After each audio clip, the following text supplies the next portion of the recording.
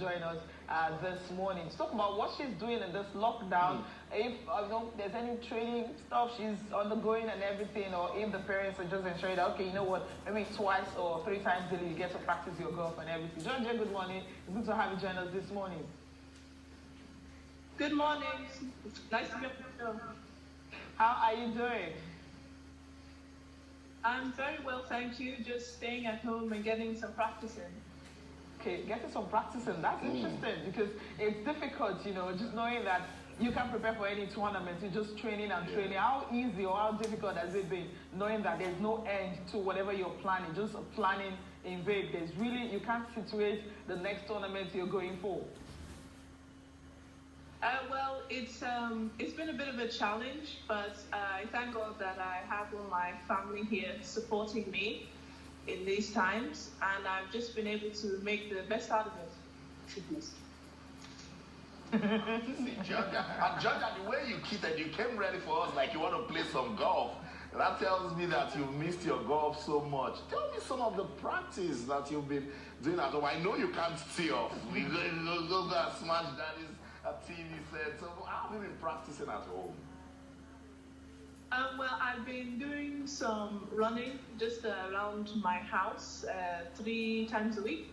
And then I exercise normally inside the house another 3 times a week. And then I have a big practice net that I'm using to do my full swing.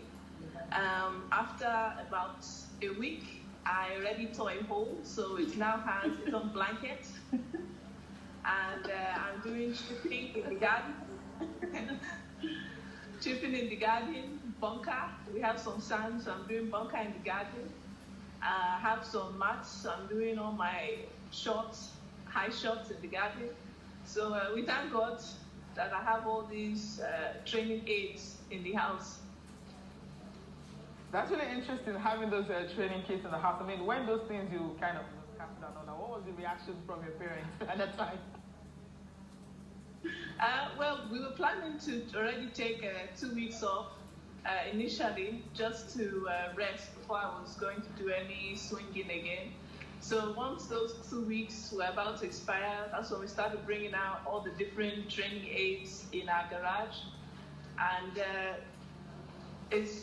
recently we've been adapting more things. I now have a little chipping ladder, repurposed wood, and some nails, and then I'm using an agility ladder over it to chip in between.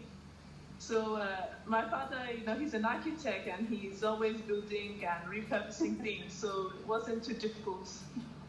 Interesting. Now, for you, quickly, I mean, when this year started, obviously you had dreams. I mean, you planned your year the way it was going to be, but then from March, I mean, everything just disrupted. So what are you looking forward to? How are you going to kind of rearrange your calendar, and how do you intend to, spend the rest of the year? Well, the only thing I know for certainty is that once we get back, it's going to be a very intense stretch coming into Christmas. So the main thing is to perform as well as I can in my next tournament. That will definitely help set up the remainder of the year. We still have the majors to contend with, and then obviously qualification for the Olympics. Georgia, you've been a model for the Catching Them Young campaign. You started playing golf at age 6. Wow, and now you're 19. Mommy and Daddy, they've been supporting you. I want you to tell us a beautiful story this morning. What has been your most memorable moment while playing golf? Most memorable moment while playing golf, I think that would be when I won in Côte d'Ivoire in my first event as a professional golfer. And I was coming into the last hole with a lead. So it was a par 5, so I knew that I needed to make a par or better. So I set my drive up well, and then I hit a very close approach shot, setting up a birdie putt for the win. And I think the main thing I remember from that is that I just told myself to take a line and commit to it. There was no point fussing about what was going to happen next. And by the grace of God, the ball entered and I won. Beautiful. What sort of experience was it for you when you played at the Ladies Tour? You went so close to qualifying. I think it was the British Open. What sort of experience was that for you, Georgia? It was a great experience. It's one of the few tournaments in recent times that I've played without doing more than one practice round. So I think that just shows the level of seriousness for me that particular day to only miss out by 3 shots.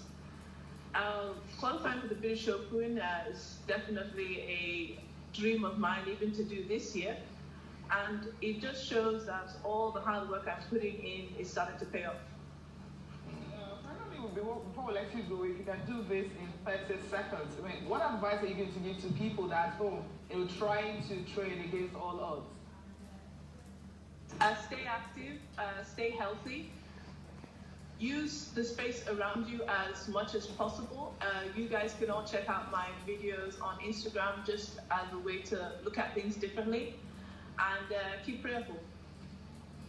Fantastic. Thank you. All right, Georgia, thank you so much for joining us this morning. But we need to go on a break now. We'll come back. There's still so much more on sport this morning.